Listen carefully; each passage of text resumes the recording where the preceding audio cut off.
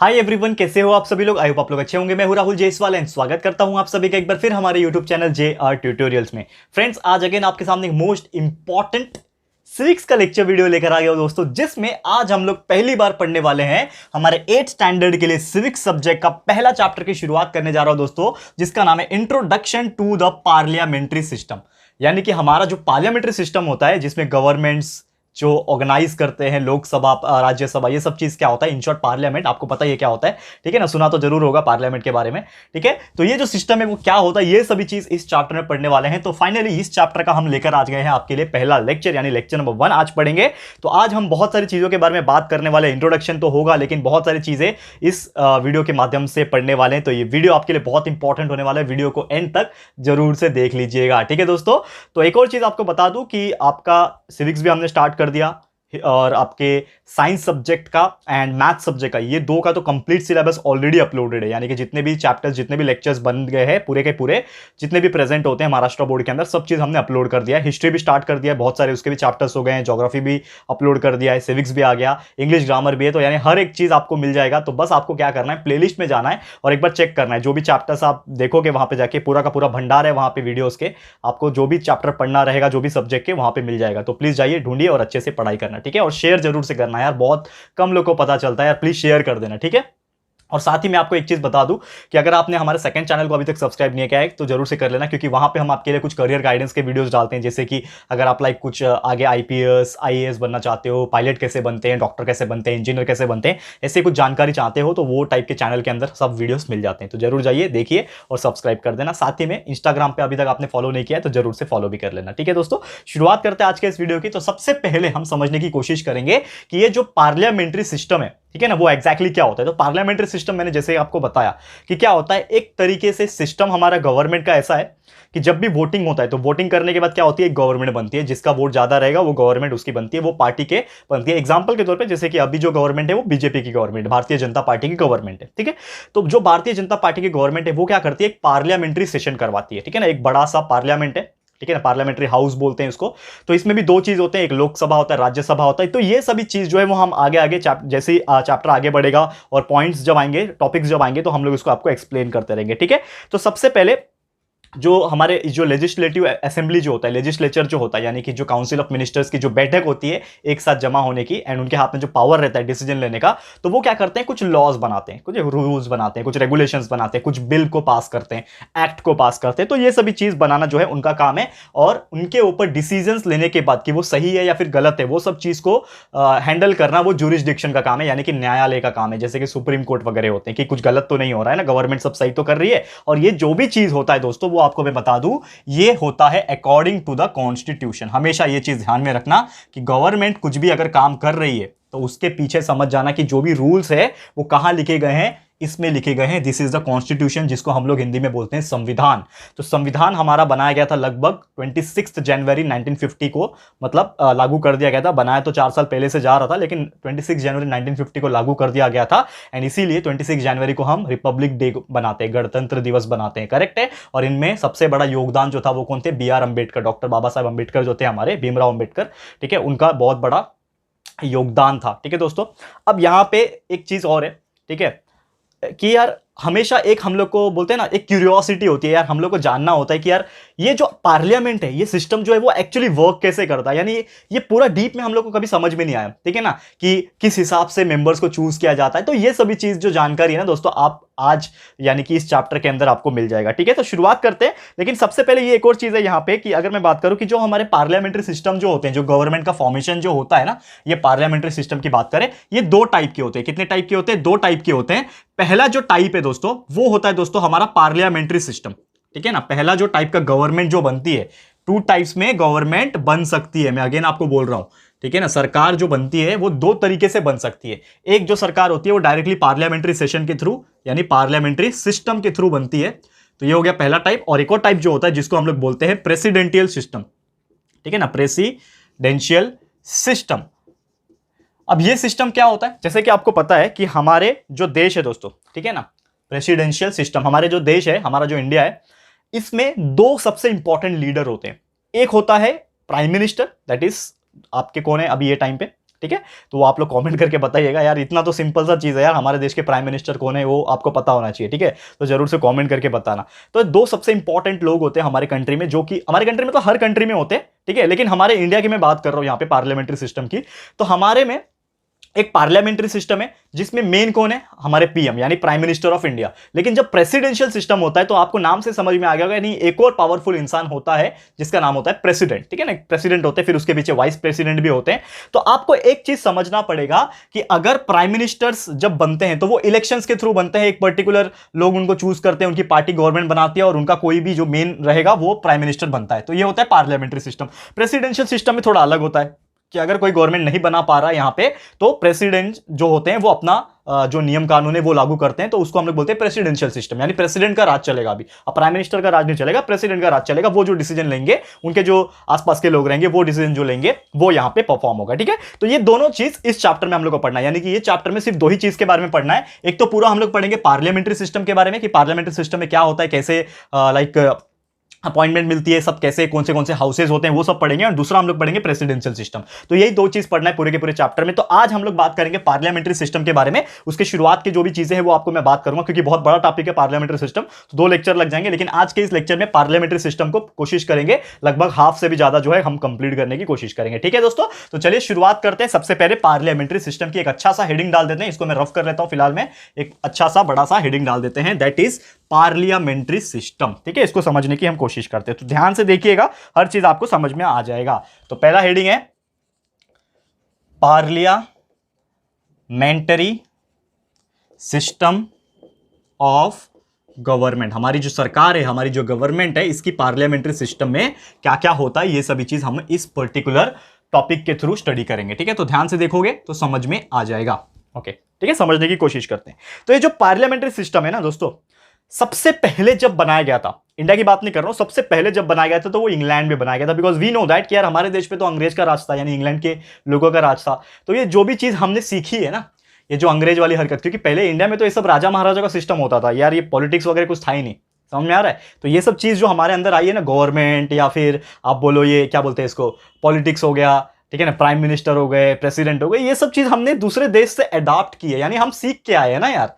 हमने सीखा है ना, जो पॉलिटिकल लीडर्स थे हमारे, वो अलग अलग देश में जाते थे, उनके देखते थे कि यार ये देश में ऐसा होता है तो हमारे देश में भी ऐसा लागू करेंगे हम लोग। तो इस सिस्टमैटिक तरीके से चलाने के लिए ये जो सिस्टम बनाया गया वो सबसे पहले कहां बनाया गया, इंग्लैंड में बनाया गया। यानी जो पार्लियामेंट्री सिस्टम की जो शुरुआत हुई वो कहां हुई, इंग्लैंड में हुई। और इंग्लैंड का जो संविधान है, कॉन्स्टिट्यूशन जो है, अगर मैं बात करूं कि ये जो है वो ट्रेडिशन और कस्टम्स के हिसाब से होता है, कन्वेंशंस के हिसाब से होता है, कोई भी रिटन कॉन्स्टिट्यूशन नहीं है। यानी कि हमको पता है ना कि हमने अपना संविधान जो है, हमारा जो कॉन्स्टिट्यूशन है, हमारा जो कॉन्स्टिट्यूशन है, ये हमारे जो B.R. अंबेडकर जी ने बनाया था 1950 में, ये चीज लिखा हुआ है, रिटन कॉन्स्टिट्यूशन है, लेकिन हम आज भी उसको वही फॉलो करते हैं। लेकिन एक चीज है कि जो यूके जो है, यानी इंग्लैंड जो कंट्री है, वो आज भी लिखा हुआ कॉन्स्टिट्यूशन फॉलो नहीं करता है। उनका जो ट्रेडिशन और कस्टम्स के हिसाब से जो चल रहा है वही वो लोग चलाते हैं, कन्वेंशनल स्टाइल में वो लोग चलाते हैं, ठीक है। और एक चीज आपको मैं बता दूं कि जो ब्रिटिश पार्लियामेंट है ना, ब्रिटिश का जो पार्लियामेंट सेशन होता है, वो एक ऐसा इंस्टीट्यूशन है जिसमें बहुत ज्यादा टाइम से वो इवोल्यूशन आता गया, यानी कि चेंजेस आते गए,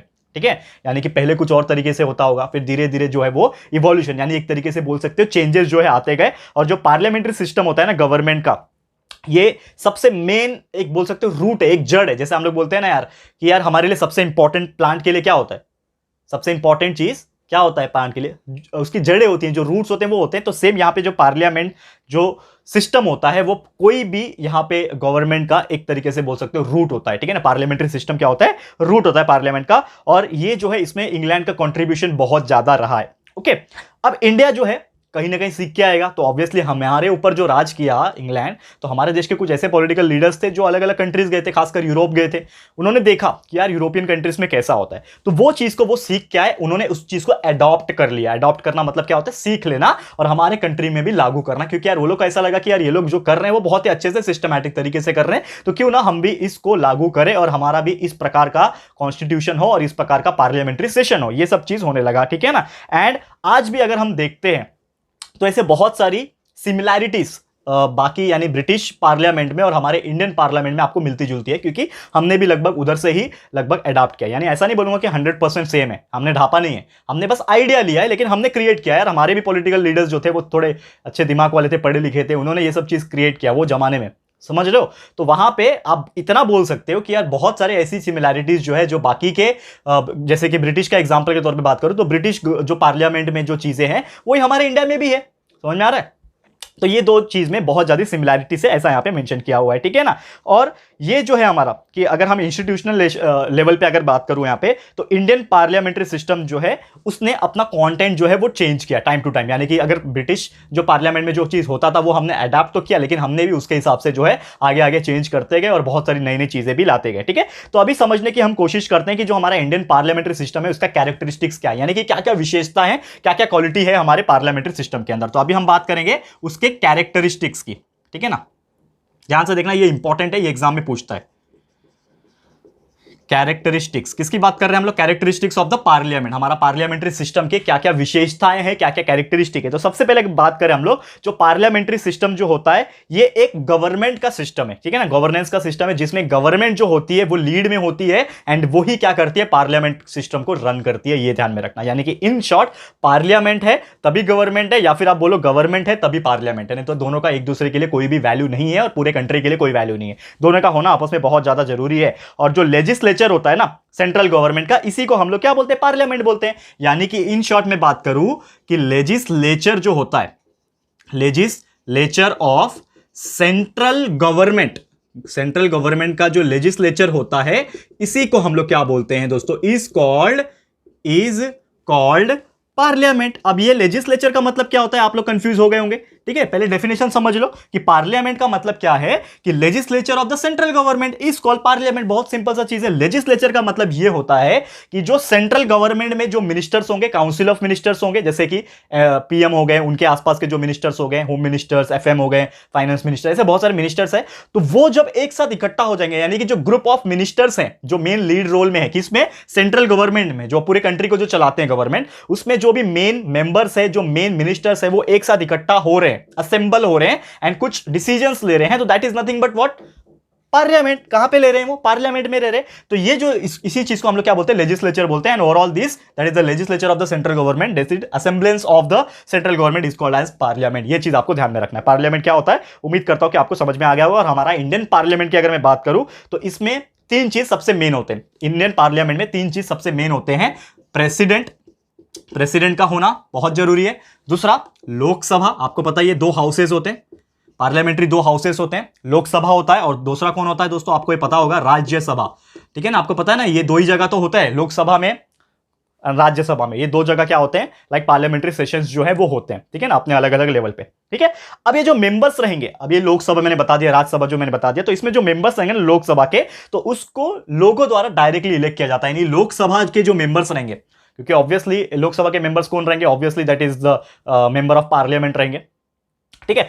तो जो मेंबर्स रहेंगे ना, इनको चूज कौन करता है, पहली बात तो बताओ, ठीक है ना। इनको चूज कौन करता है यार, हम जैसे आम इंसान जब वोट करते हैं एमएलए बनाने के लिए, यानी कि वो पर्टिकुलर रीजन से जब वो खड़े होते हैं और उनको हम वोट करते हैं, तभी तो वो बनते हैं ना मेंबर लोकसभा के। तो ये जो भी मेंबर्स होते हैं, ये लोकसभा के क्या बन रहे हैं, मेंबर्स बनते हैं by the election of normal, जो एक तरीका होता है जो इलेक्शन करवाने का, वो इलेक्शन करवाने के बाद नॉर्मल पब्लिक जो होती है जब वोट करती है, तब उसको हम लोग बना सकते हैं एज ए कैंडिडेट, ठीक है ना। और ये जो नंबर ऑफ मेंबर्स जो होते हैं ना ये हाउस में, ठीक है ना, अभी लोकसभा की मैं बात करूं, राज्यसभा की बात करूं, इनमें जो नंबर्स होते हैं वो फिक्स होते हैं, यानी कि अगर जितने भी होंगे फिक्स नंबर है, उससे ज्यादा नहीं बैठ सकते, ठीक है ना, नॉर्मल अगर मैं बात करूं, ठीक है। और इलेक्शंस जो होता है लोकसभा का, वो रेगुलर इंटरवल पे होता रहता है, यानी कि एक टाइम टू टाइम, जैसे कि कभी भी मुंह उठा के नहीं होता है, एक पर्टिकुलर इंटरवल होता है। तो ये जो लोकसभा हो गया, ठीक है ना, ये सब चीज का जो इलेक्शंस प्रोसेस होते हैं वो एक रेगुलर इंटरवल पे दोस्तों वो है, वो होता रहता है। क्लियर है, ये चीज आपको ध्यान में रखना है, ठीक है। और जितने भी पॉलिटिकल पार्टीज जो होते हैं ना, ये क्या करते हैं, इलेक्शंस में पार्टिसिपेट करते हैं। जैसे कि आपको पता है कि there are so many parties, BJP है, कांग्रेस है, आम आदमी पार्टी है, ठीक है ना, ऐसे मुझे तो याद नहीं आ रहा, there are so many parties in India, जो अभी करंट की मैं बात कर रहा हूं। तो ये सब क्या करते हैं, इलेक्शंस करते हैं और नॉर्मल पब्लिक क्या करती है, इनको वोट करती है। तो जिन पार्टी को सबसे ज्यादा वोट मिलता है, लगभग कितना होना चाहिए, मोर देन हाफ होना चाहिए, मोर देन हाफ मतलब 51% होना चाहिए कम से कम, मोर देन हाफ मतलब, ठीक है ना। तो मोर देन हाफ जिसको वोट मिलेगा, अगर 100 में से 51 भी अगर किसी को मिलता है, मोर देन हाफ किसी को मिल जाता है, मतलब वो क्या हो गया, बहुमत बहुमत मतलब क्या होता है, फुल कॉन्फिडेंस के साथ अब वो सरकार बना सकती है, यानी वो पार्टी जीत गई, अब वो अपना सरकार बना सकती है, गवर्नमेंट बना सकती है, उनमें से कोई एक प्राइम मिनिस्टर बनेगा, फिर वो जो है वो चूज करेंगे मेंबर्स को अपने अपने। समझ में आ रहा है? तो ये जो चीज है वो किसके वजह से पॉसिबल हो रहा है, that is the parliament system की वजह से ही पॉसिबल हो पा रहा है। लोकसभा के अंदर इस प्रकार का इलेक्शन जो है करवाया जाता है, ठीक है ना। तो गवर्नमेंट बनाने के बाद तो कभी कभी ऐसा भी होता है दोस्तों कि कोई कोई पार्टीज को, जैसे मैंने बोला मोर देन हाफ वोट मिलता है, लेकिन कभी कभी ऐसा होता है कि कोई कोई पार्टी को ना मोर देन हाफ वोट नहीं मिलता है। लेट सपोज समझ लो तीन पार्टी है, किसी एक पार्टी को मिला सिर्फ 40% वोट, किसी एक पार्टी को मिला सिर्फ 10% वोट, और किसी एक पार्टी को मिला 48% वोट, और एक और पार्टी है उसको मिला 2% वोट। तो कुल मिला के ये कितने हो गए, लगभग कुल मिला के कितने हो गए, ठीक है, ये हो गया 40-10-50, और ये दोनों 50, मतलब 100% में से 4 अलग अलग पार्टी को अपने हिसाब से वोट मिले। लेकिन किसी को भी ऐसा लग रहा है क्या, देख के यहां पे देखो, यहां पे किसी को भी ऐसा लग रहा है क्या कि फुल बहुमत मिला हुआ है, यानी मोर देन 50% मिला हुआ है, 51% होना चाहिए ना गवर्नमेंट बनाने के लिए, तो किसी को मिला है क्या, नहीं मिला है। तो ऐसे केस में क्या होता है कि कोई भी दो पार्टी, जब किसी एक को फुल कॉन्फिडेंस नहीं मिलेगा, फुल बहुमत नहीं मिलेगा, तो कोई भी दो पार्टी या फिर 3 पार्टी आपस में मर्ज हो जाएंगे, यानी कि एक तरीके से ग्रुप बना लेंगे कि आप आ जाओ मेरे साथ, हम दोनों मिलकर पार्टी बनाएंगे, हम दोनों मिलकर सरकार बनाएंगे, गवर्नमेंट बनाएंगे, ठीक है ना। जैसे कि हम होता है ना कि यार हम लोग जब कुछ काम करने जाते हैं, जो हमसे अकेले से नहीं होता है, तो हम बोलते हैं यार तू भी आ जा, हम साथ में मिलकर करते हैं। तो सेम यहां पे भी कोई गवर्नमेंट जो होगी, अब जैसे कि यहां पे आप देखोगे तो इसको 40% है, इसको 10% है, तो ये क्या बोलेगा कि चल तू 10% वाला तू मेरे साथ आ जा, हम दोनों मिलकर 50% हो जाएंगे, तो हम एक टाइम पे बना सकते हैं। लेकिन ये अभी भी नहीं बना सकता, जब ये 2% वाला भी इधर चला जाएगा तो ये गवर्नमेंट बना सकता है। तो सेम अगर 48% वाले को बनाना है तो ये 10 वाले को भी और ये 2% वाले को भी अपने साथ लेना पड़ेगा, यानी कि किसी भी 2 या 3 को आपस में जुड़ के मोर देन हाफ बनना पड़ेगा, तब जाके वो गवर्नमेंट बना सकती है। तो जब ऐसे होता है कि कोई भी 2 या फिर 3 पार्टी एक साथ मिलकर जब पार्टी बनाती है, तो वो टाइप का जो गवर्नमेंट बनता है ना, उसको बोलते हैं कोएलिशन गवर्नमेंट, ठीक है ना। स्पेलिंग बराबर लिख देते हैं, कोएलिशन गवर्नमेंट, यानी कि एक तरीके से बोल सकते हो गठबंधन सरकार। आपने ये तो नाम सुना होगा ना, गठबंधन होता है कोई भी दो गवर्नमेंट के बीच में, ठीक है। तो गठबंधन सरकार जो होती है वो बनती है, ठीक है। ये चीज आपको समझ में आ गया होगा, ठीक है, ओके। तो ये तरीके से क्या होता है कि जो कैंडिडेट्स होते हैं ना, ये नॉर्मल तरीके से इलेक्ट किए जाते हैं, यानी कि जो भी कैंडिडेट्स, अब गवर्नमेंट बनी जो है तो अलग अलग जो मेंबर्स होते हैं वो खड़े होते हैं ना एक तरीके से अलग अलग जगह से। जैसे कि महाराष्ट्र में अभी बहुत सारे डिस्ट्रिक्ट्स है, तो हर एक डिस्ट्रिक्ट से अलग अलग लोग जो है वो कैंडिडेट जो है वो खड़े होते हैं, और उनको कौन वोट देता है, हम जैसे नॉर्मल इंसान जो कैपेबल है, यानी ये लगभग 18 साल के ऊपर है, तो वो उनको हम वोट देते हैं, ताकि जब ये जीतेंगे, उसमें से जितने भी लोग जीतेंगे उसके हिसाब से वो लोग जब मोर देन 50% वोट लाएंगे तो वो लोग अपना सरकार बना सकते हैं इस हिसाब से। तो जो लीडर होता है ना मेजोरिटी पार्टी का, यानी कि जैसा मैंने अभी बोला आपको कि किसी ने मोर देन 50% लाया, समझ लो किसी एक पार्टी ने 51% वोट लेके आए, ठीक है, 51% वोट आ गया, मतलब अब उसकी गवर्नमेंट बन सकती है, यानी जो भी पार्टी होगी उसकी गवर्नमेंट बन सकती है। अब उसकी जो गवर्नमेंट बनेगी तो उसका जो मेन मेंबर जो होगा, जो मेन मेंबर होगा, क्योंकि हर एक पार्टी में कुछ ना कुछ मेन जो है मेंबर्स होते हैं, तो उनका जो लीडर होगा मेजोरिटी पार्टी का, वो जो है प्राइम मिनिस्टर बनाया जाएगा। जैसे कि आपको पता है कि जब बीजेपी गवर्नमेंट जब इलेक्शंस लड़ी थी 2014 में, तो जो प्राइम मिनिस्टर हमारे नरेंद्र मोदी जी है, उनको यहां पे क्या बना दिया गया था, प्राइम मिनिस्टर बना दिया, क्योंकि वो मेन चेहरे थे, यानी कि बोलते हैं ना फेस ऑफ द पार्टी। जो कौन थे वो टाइम पे, नरेंद्र मोदी थे। दूसरी बार भी 2019 में जब इलेक्शन हुआ तो सेम चीज हुआ, बीजेपी जीती फिर से, एंड नरेंद्र मोदी जी को यहां पे क्या बना दिया गया, प्राइम मिनिस्टर बना दिया गया। यानी कि जो गवर्नमेंट की जो पार्टी जीतती है उसका जो मेन लीडर रहेंगे उसको प्राइम मिनिस्टर जो है बना दिया जाता है, एंड उनके हाथ में जिम्मेदारी होती है कि वो जो बाकी के मिनिस्टर्स होते हैं, यानी काउंसिल ऑफ मिनिस्टर्स जो होते हैं ना, क्योंकि पीएम अकेला काम नहीं कर सकता कोई भी कंट्री के लिए, उसके साथ में उसको होम मिनिस्टर चाहिए, फाइनेंस मिनिस्टर चाहिए, एक्सटर्नल अफेयर्स मिनिस्टर चाहिए, कम्युनिकेशन मिनिस्टर चाहिए, इन्वायरमेंट मिनिस्टर चाहिए, रोड एंड ट्रांसपोर्ट मिनिस्टर चाहिए, ऐसे IT minister, there are so many things. लगभग यार मैं क्या बोलूं 20-50 होंगे, मेरे को तो आइडिया भी नहीं है कितने, क्योंकि मेरे को ज्यादा नॉलेज नहीं है इस चीज का, लेकिन फिर भी मैं जितना हो सके उतना आपको बताने की कोशिश करता हूं, करेक्ट है, समझ में आ रहा है। तो मैं वही चीज बोलता हूं दोस्तों कि यहां पे उनके हाथ में पावर रहता है कि वो किसको यहां पे सिलेक्ट करेंगे, समझ में आ रहा है दोस्तों। एंड वो जब देखते हैं कि कौन कौन से ऐसे लोग हैं जो वाकई में काबिलियत रखते हैं, और उनके मेंबर्स में, यानी कि जो भी उनका पार्टी होगा उनके मेंबर्स में जितने भी काबिल लोग होंगे, जो फील्ड से बिलोंग करते होंगे, जैसे कोई अगर बोलते हैं ना एक तरीके से इन्वायरमेंट रिलेटेड जो काम कर चुका है तो उसको इन्वायरमेंट मिनिस्टर बना सकते हैं, जो रोड एंड ट्रांसपोर्ट के इनमें काम कर चुका है तो उसको इन्वायरमेंट मिनिस्टर बना सकते हैं, किसी को फाइनेंस के बारे में नॉलेज है तो फाइनेंस मिनिस्टर, किसी को स्पोर्ट्स के बारे में नॉलेज है तो स्पोर्ट्स मिनिस्टर। तो ऐसे अलग अलग मिनिस्टर्स को बनाया जाता है, एंड ये लोग जो होते हैं वो अलग अलग काम करते हैं, अपने अपने रिस्पेक्टिव डिपार्टमेंट में अलग अलग मिनिस्ट्रीज जो है वो चलाते हैं, ठीक है। तो प्राइम मिनिस्टर जो चूज किया जाता है ये सब चीज परफॉर्म करते हैं। और पार्लियामेंट्री सिस्टम में क्या होता है यहाँ पे कि दो रिस्पॉन्सिबिलिटी होती है, क्या होती है कि सबसे पहली बात तो कि जो भी मेंबर्स को चूज किया जाता है उसको हम एग्जीक्यूटिव बोलते हैं। क्या बोलते हैं? एग्जीक्यूटिव। यानी जो भी मेंबर्स जब बनते हैं वहां पे, एग्जीक्यूटिव, एग्जीक्यूटिव, ठीक है। तो जो भी मेंबर्स चूज किया जाता है पीएम द्वारा, तो वो क्या कहलाते हैं? एग्जीक्यूटिव कहलाते हैं। अब वो एग्जीक्यूटिव की दो रिस्पॉन्सिबिलिटी थी। पहली रिस्पॉन्सिबिलिटी ये होती है कि आपको लॉज को इंप्लीमेंट करना है, यानी नियम कानून बनाने, ये आपकी रिस्पॉन्सिबिलिटी है। अलग अलग लोगों के अलग अलग डिपार्टमेंट के अलग अलग रिस्पॉन्सिबिलिटी है। तो वो क्या हो गया? एग्जीक्यूटिव के इतने सारे रिस्पॉन्सिबिलिटी। और दूसरा ये होता है कि जो मेंबर्स ऑफ लेजिस्लेचर जो होते हैं, यानी कि जो लेजिस्लेटिव असेंबली जो होती है, यानी पार्लियामेंट में जो बैठक होती है, उनके जो भी मेंबर्स होंगे उनके पास ये भी रिस्पॉन्सिबिलिटी होती है कि आपका जो भी कार्यभार है वो आप इजीली और अच्छे से संभालो, तब जाके ये पूरा का पूरा सिस्टम एक साथ मिलजुल के काम कर पाएगा और हमारी जो सरकार होगी वो 5 साल का जो भी टाइम रहता है उनका टेन्योर जो होता है वो अच्छे से काम कर पाएगा और गवर्नमेंट अच्छे से चलती रहेगी। करेक्ट है? तो ये सब चीजें जो है वो होती है किसके अंदर? यहां पे पार्लियामेंट्री सिस्टम के अंदर, ठीक है। और अगर मैं बात करूं कि जो प्राइम मिनिस्टर जो होते हैं नॉर्मली, और जितने भी काउंसिल ऑफ मिनिस्टर्स होते हैं वही रिस्पॉन्सिबल होते हैं कि लेजिस्लेटिव असेंबली में जो भी एक्शंस हो रहे हैं, एक्शंस इन द सेंस कि जो भी वो लोग डिसीजंस ले रहे हैं या फिर जो भी उनका लाइक कुछ नियम बना रहे हैं, कानून बना रहे हैं, एंड जो भी उनका काम हो रहा है, पॉलिसीज वगैरह जो बना रहे हैं, वो किनके हाथ में रहता है? यानी प्राइम मिनिस्टर और उनके आसपास के जो काउंसिल ऑफ मिनिस्टर्स है उनके ही हाथ में रहता है। यानी कि इसका मतलब ये है कि यहां पे उनको काम करना होता है लेजिस्लेटिव असेंबली के हिसाब से, ठीक है ना। लेजिस्लेचर जो होता है इसके हिसाब से उनको क्या करना होता है दोस्तों? काम करना होता है। ऐसा नहीं है कि एक बार प्राइम मिनिस्टर बन गए तो आप आराम से कुर्सी लगा के बैठ जाओगे और टेंशन खत्म हो गया। उनको बहुत ज्यादा रिस्पॉन्सिबिलिटी है, पूरे देश की जिम्मेदारी होती है दोस्तों। तो ये सभी चीज वो परफॉर्म करते हैं, ठीक है। और यहां पे अगर मैं बात करूं कि जो पार्लियामेंट्री सिस्टम है ना, एक बहुत ही ज्यादा रिस्पॉन्सिबल सिस्टम है, क्योंकि यार पूरे देश का कार्यभार अलग अलग डिपार्टमेंट में उनके ऊपर संभाला जाता है। यानी पार्लियामेंट्री सिस्टम में पूरा रिस्पॉन्सिबल सिस्टम जो है माना जाता है गवर्नमेंट का, ठीक है ना। और एक और खासियत यही कैरेक्टरिस्टिक की अगर मैं बात करूं यहां पे पार्लियामेंट्री सिस्टम की, गवर्नमेंट की, तो इनके पास जो रिस्पॉन्सिबिलिटी होती है वो एक कलेक्टिव रिस्पॉन्सिबिलिटी होती है, यानी मिलजुल के रिस्पॉन्सिबिलिटी ये लोग निभाते हैं कि कुछ काम ये करेंगे, कुछ काम ये करेंगे, लेकिन आपस में सहमति और आपस में कोऑर्डिनेशन होना बहुत ज्यादा जरूरी है। नहीं तो अगर कोई डिपार्टमेंट कुछ काम करता है और किसी और डिपार्टमेंट को कुछ पता ही नहीं है तो गड़बड़ हो जाएगा ना यार। समझ में आ रहा है दोस्तों? तो ये चीज भी आपस में मिलजुल के काम करना बहुत इंपॉर्टेंट है अलग अलग लोगों को। और डिसीजन जो भी होती है मिनिस्ट्री को, उसको डिसीजन ऑफ गवर्नमेंट कहा जाता है। लेट्स सपोज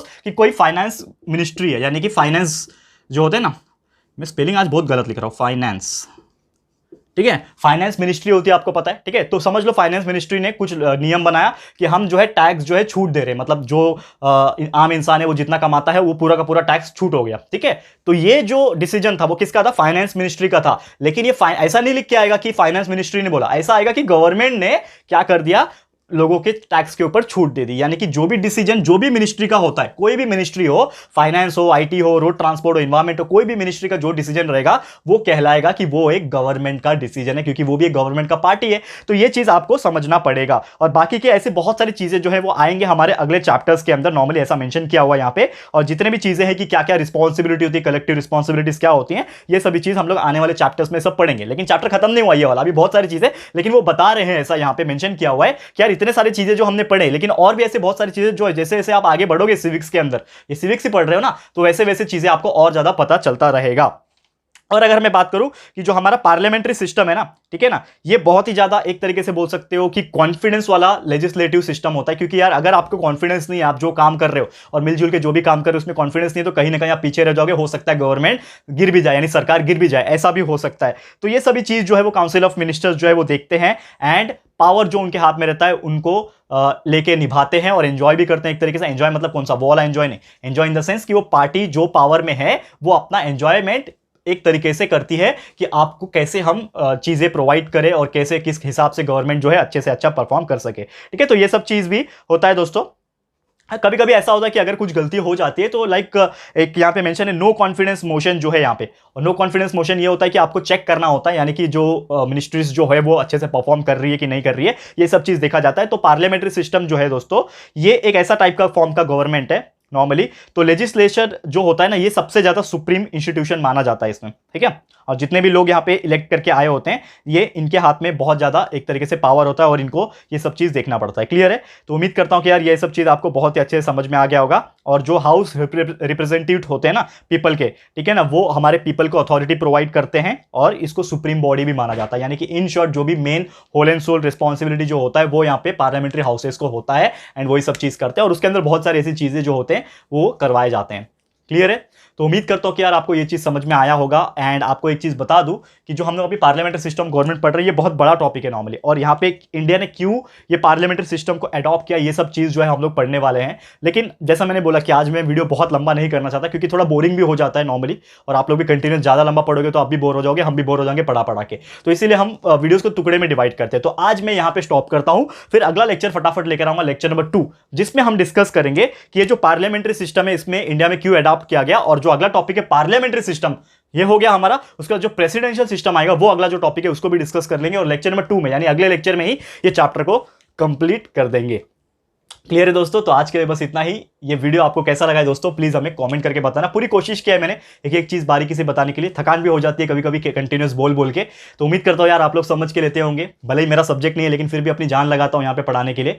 तो उम्मीद करता हूँ कि यार आप लोग इस एफर्ट्स को जरूर से इंप्लीमेंट करोगे और अच्छे से पढ़ाई करोगे और अच्छे मार्क्स लेके आओगे। और साथ में जो मेरा ड्रीम है कि शेयर करना आपको ज़्यादा से ज़्यादा यार, एक छोटे से छोटे गांव तक ये वीडियो पहुंचाना है, ताकि वो बच्चा जो होगा जो अफोर्ड नहीं कर पाता है क्लासेस या फिर ट्यूशंस को, तो वो भी पढ़ पाए अच्छे से। ठीक है? तो प्लीज़ आपको ये वीडियो जैसा भी लगा है कमेंट करके बताइएगा, अपनी राय और सजेशन जरूर से दीजिएगा। वीडियो पसंद आया, अच्छा लगा दोस्तों, तो प्लीज़ वीडियो को लाइक कीजिएगा, शेयर जरूर से कर देना, अपने सारे फ्रेंड्स एंड रिलेटिव्स को फटाफट से शेयर कर दो दोस्तों। एंड अगर आपने अभी तक इस चैनल को सब्सक्राइब नहीं किया है तो फटाफट से हमारे चैनल को भी सब्सक्राइब कर देना, साथ में एक बेल आइकन होता है उसको भी प्रेस कर देना, ताकि फ्यूचर में हम कोई भी वीडियोस को अपलोड करेंगे तो आप लोग को नोटिफिकेशन मिलती रहेगी। ठीक है फ्रेंड्स? तो मिलते हैं हमारे अगले वीडियो में। ये वीडियो देखने के लिए thank you and good bye.